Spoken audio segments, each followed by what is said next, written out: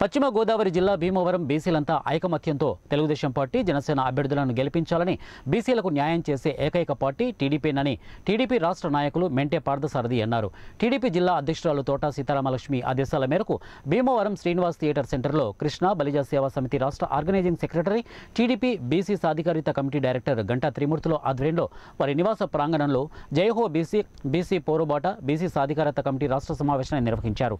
గంటా త్రిమూర్తులు మాట్లాడుతూ రాజధాని లేని రాష్ట్రం మన ఆంధ్రప్రదేశేనని 5 ఏళ్లలో రాజధాని లేకుండా జగన్ ప్రభుత్వం పరిపాలన సాగించారని అన్నారు.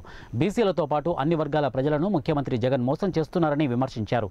జగన్ గర్వంతో ఉన్నాడే తప్ప అభివృద్ధి అనేది లేదని, జగన్ ముఖ్యమంత్రి కాదని సైకో ముఖ్యమంత్రి అని విమర్శించారు.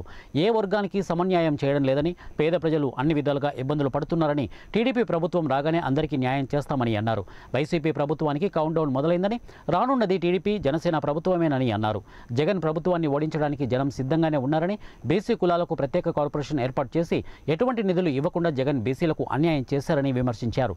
కార్యక్రమంలో టీడీపీ నాయకులు గంటా నాగలక్ష్మి, టీడీపీ కృష్ణ బలిజ సాధికారిత కమిటీ రాష్ట్ర convener Kaveti Venu, director CH Prasad, Jagadish, V Nageswara Rao, Pasupuleti Srinivas తదితరులు ఈ కార్యక్రమంలో పాల్గొన్నారు. శ్రమికులు అందరూ కూడా ప్రతి ఒక్క రోజు కూడా పట్టించుకొని వ్యాపారిచ్చి వెళ్ళే వాళ్ళమే. ఫైనాన్స్ వ్యాపారం కానీ ఇతర వ్యాపారాలు కానీ చేసుకుంటూ మేము ఒక్కొక్కరు సుమారు మా ఫ్యామిలీలే కాకుండా మా కులమే కాకుండా మాకు దగ్గరకు వచ్చే ఫైనాన్స్ వ్యాపారస్తులు అందరూ కూడా మేమందరూ కూడా ఫైనాన్స్గా అందరినీ వ్యాపారం అందరం అవ్వలు ఎక్కువ.